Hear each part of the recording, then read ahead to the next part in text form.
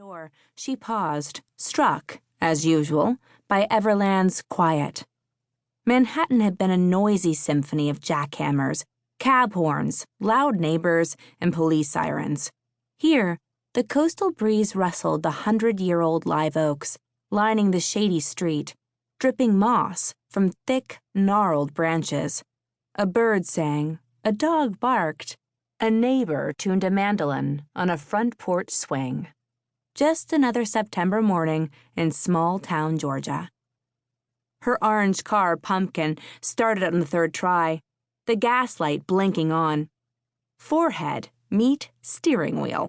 Her least favorite game was playing How Low Can You Go with her gas tank.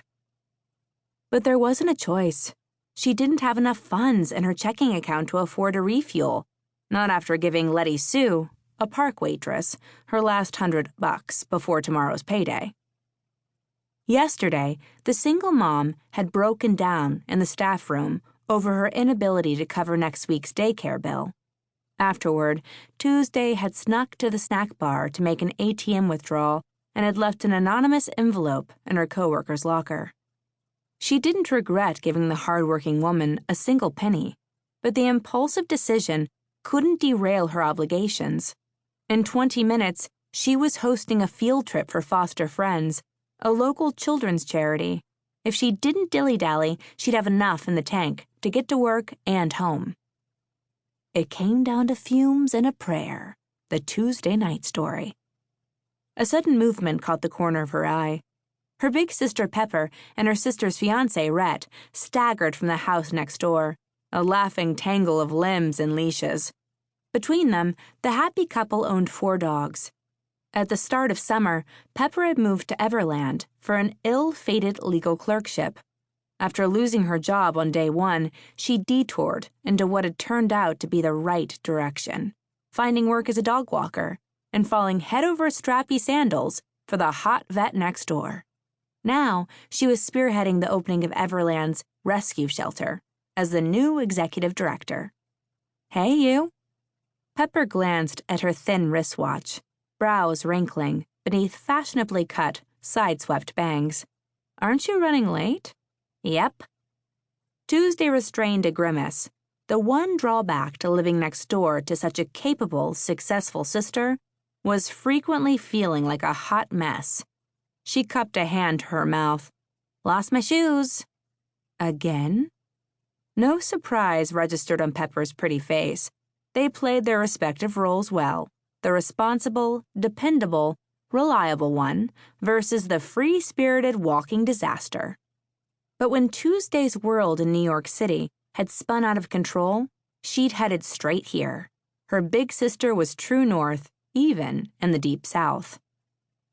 Are we going to see you tonight? Rhett called. They were hosting a potluck dinner around the theme of Southern comfort. Pepper had entrusted her with the napkins.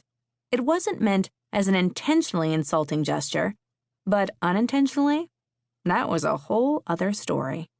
Wouldn't miss it for the world. Tuesday cracked a tight smile before driving away. Downtown Everland was more or less deserted this time of morning. The lovingly restored buildings dated back to the late 19th and early 20th centuries, but the town was more than a hodgepodge of bright awnings, mom-and-pop-style storefronts, and cheerful planter boxes. The charm lay not just in the brick and mortar, but also the big-hearted, warm and welcoming, if eccentric, citizens.